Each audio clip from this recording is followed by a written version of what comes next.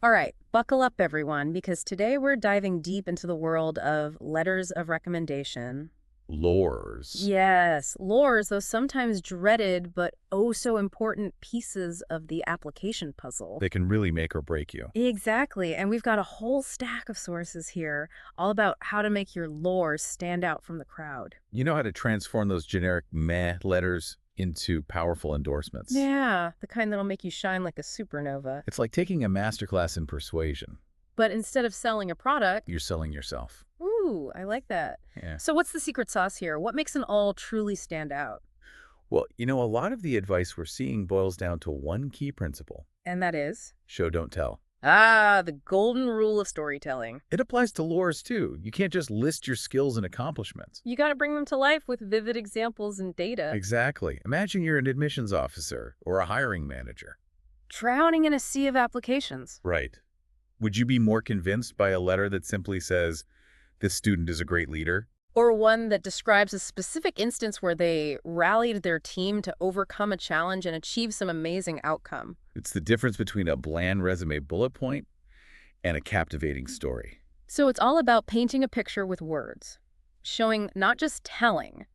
But before we get too deep into the art of storytelling, let's back up a bit. Make sure we're all on the same page. Right. What exactly is a letter of recommendation? Why is it so important in the first place? So an LOR is basically a written testament to your skills, character, and potential. It's like having a trusted witness vouching for you. Exactly. Someone who's seen you in action and can speak to your abilities firsthand. So it's not just about what you say about yourself in your resume or application. It's about having someone else back you up. Adding weight to your claims and providing a different perspective. And that's why LORs are so valuable. They offer that third-party validation. Which goes beyond your self-reported achievements. They give insights into your personality, your work ethic, and how you thrive in different environments. Exactly. Yeah. And of course, there are different types of LORs depending on what you're applying for. Oh, yeah, that makes sense. Like academic versus professional ones. Right. You've got academic LORs, which typically come from professors or teachers.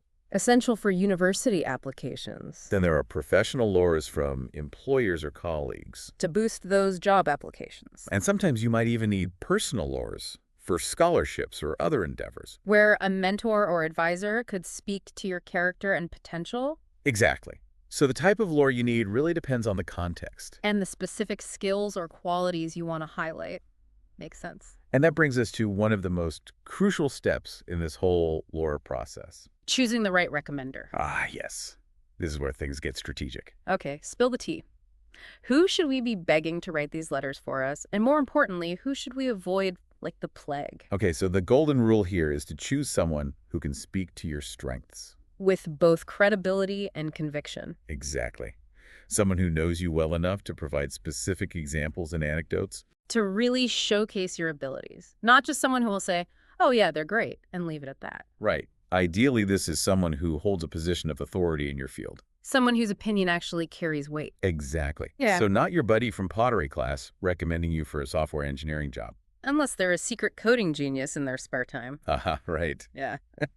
And speaking of endorsements that might lack a little weight, it's also best to avoid asking family and friends.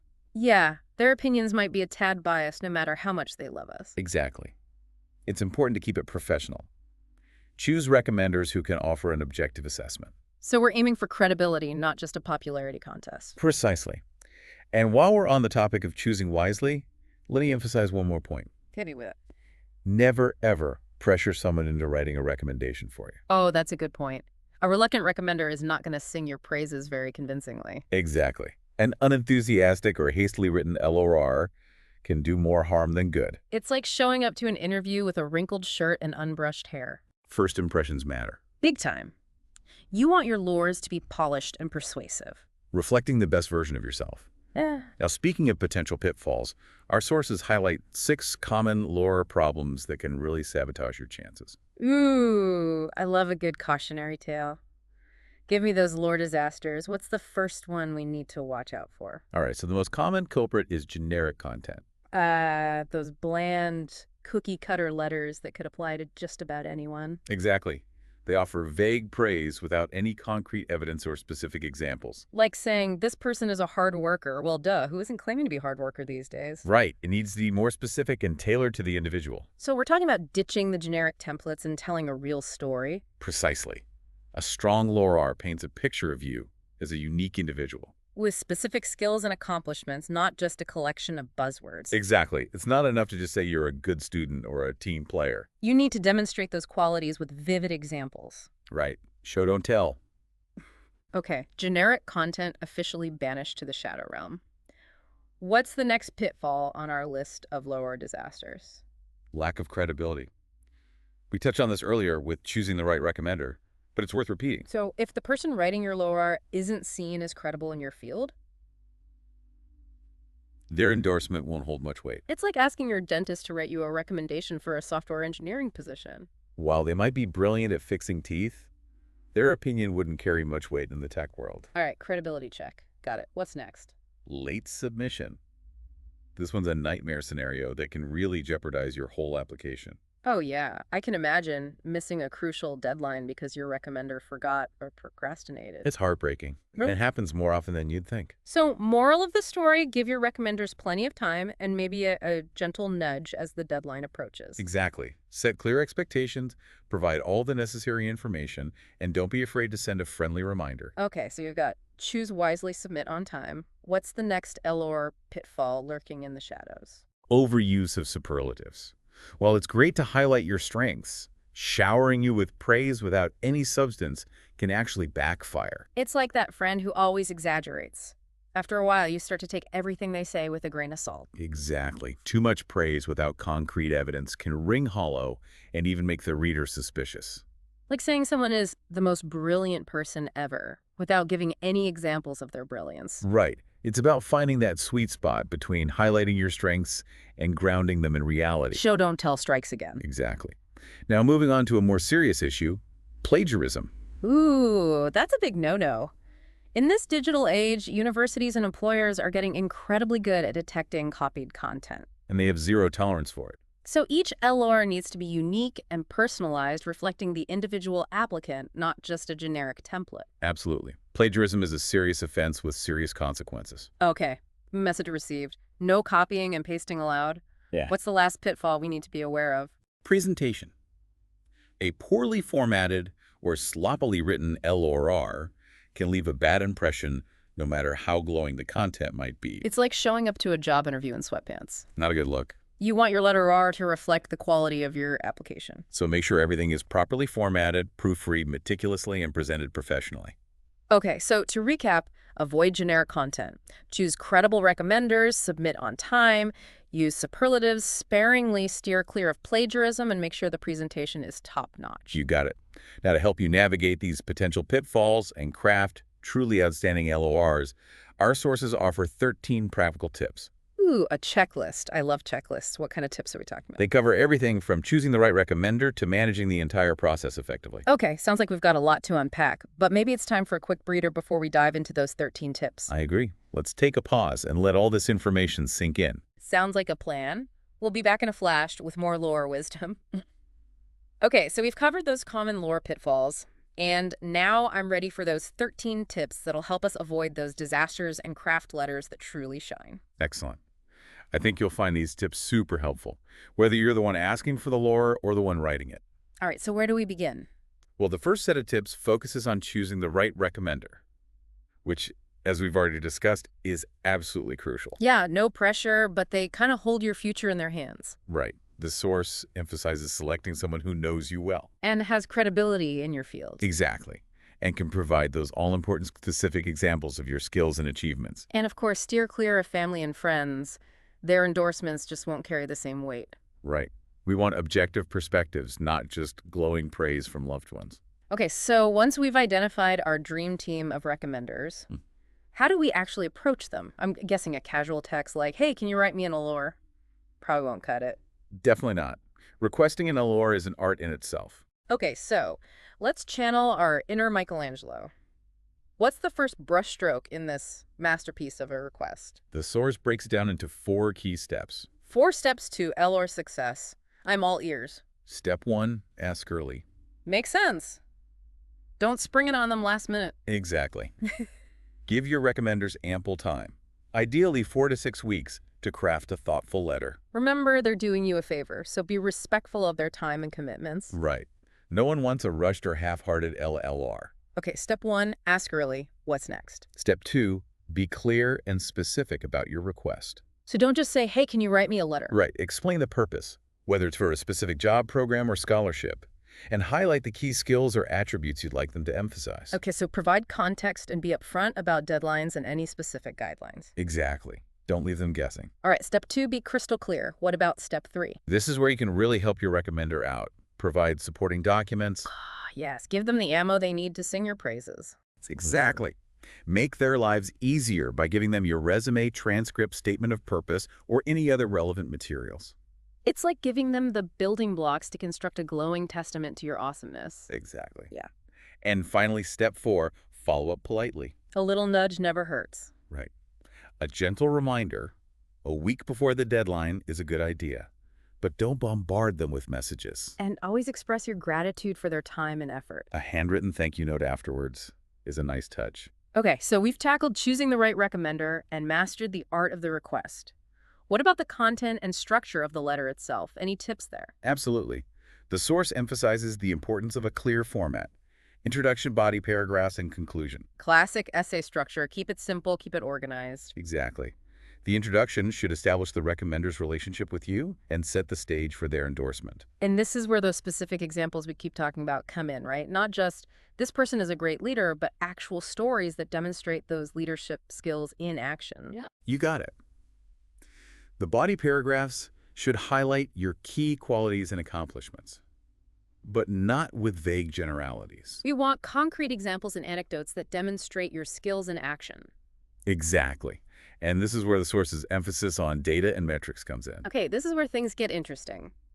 Tell me more about using data in LORs. It's all about making your achievements tangible and measurable. So instead of just saying you're a results-oriented person, the LOR could mention how you led your team to exceed sales targets by 20%.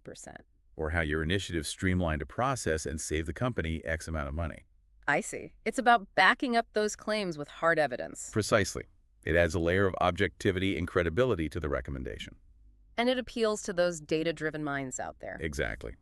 Now, the conclusion should summarize your strengths and reiterate why you're a perfect fit for the opportunity. A strong, confident ending that leaves a lasting impression. Exactly.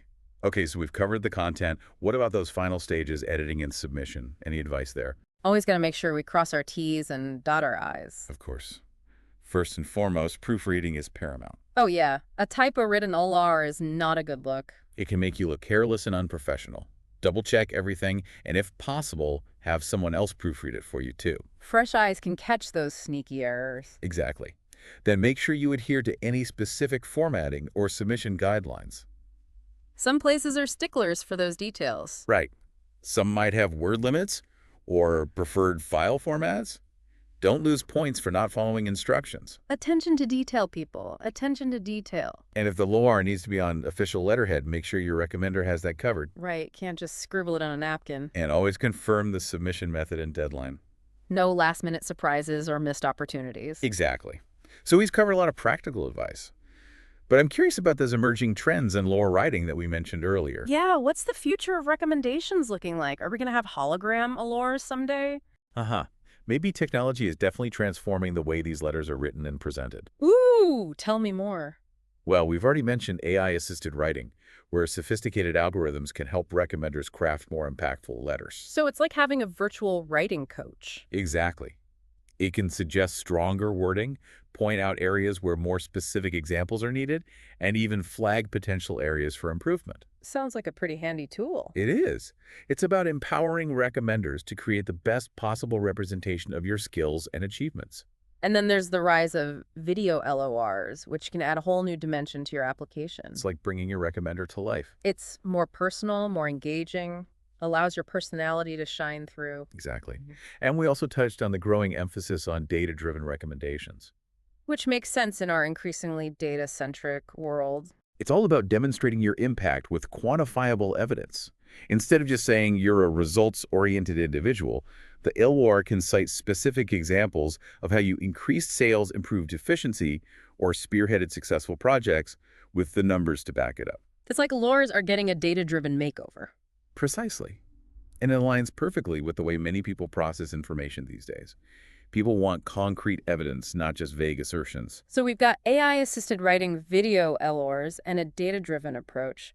What other trends are shaping the future of recommendations? Well, there's a growing recognition of the importance of diversity and inclusion. That's a really positive development. It is. Institutions and employers are increasingly looking for evidence of your contributions to these values, whether it's through your leadership, your advocacy, or your commitment to creating a more inclusive environment. It's not just about your skills and accomplishments anymore. It's about your character and values.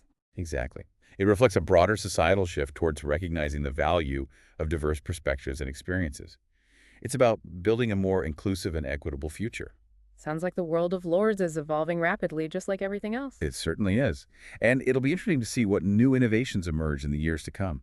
Maybe we will have those hologram allure someday. Uh-huh. Who knows?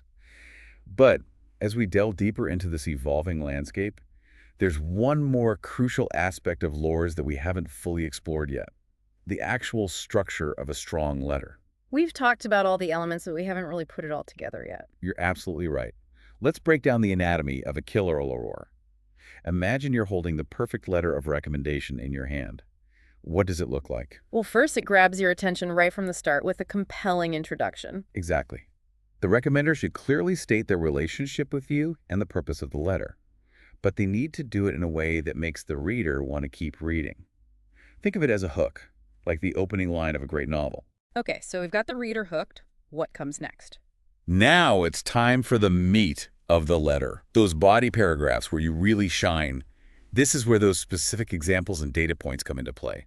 So instead of just saying, this applicant is creative, the LOR could describe a specific marketing campaign that the applicant spearheaded, resulting in a 15% increase in website traffic or a viral social media post that reached thousands of people. Precisely. The goal is to paint a picture of you as a competent, capable individual who's ready to excel in whatever opportunity you're pursuing.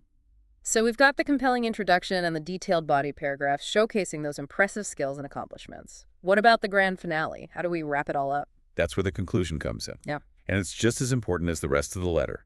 This is where the recommender summarizes your key strengths and reiterates why they believe you're a perfect fit for the opportunity. So it's like a final endorsement, sealing the deal and leaving the reader with a lasting positive impression. Exactly. It's their chance to reinforce their belief in your potential and leave the reader with no doubt that you're the right person for the job program or scholarship. Okay, so we've broken down the structure. A compelling introduction, detailed body paragraphs with specific examples and data, and a powerful conclusion. But there's one more crucial ingredient that we haven't mentioned yet: the human element. You're absolutely right. A great LR is more than just a list of facts and figures. It needs to convey genuine enthusiasm and support for the applicant. It's like that extra sparkle that makes a gift truly special. Exactly. The recommender should express their belief in you, their excitement about your future, and their confidence in your ability to succeed. That kind of personal touch can make all the difference. It makes the letter feel authentic and heartfelt, not just a formality. Precisely. And that brings us to a crucial point. A truly exceptional OR goes beyond simply confirming your qualifications.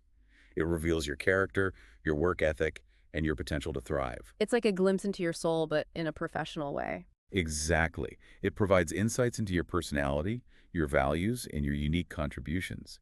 It paints a picture of you as a whole person, not just a name on a resume. Wow, we've covered a lot of ground here. From choosing the right recommender to crafting a compelling narrative, it seems there's a lot more to LORs than meets the eye.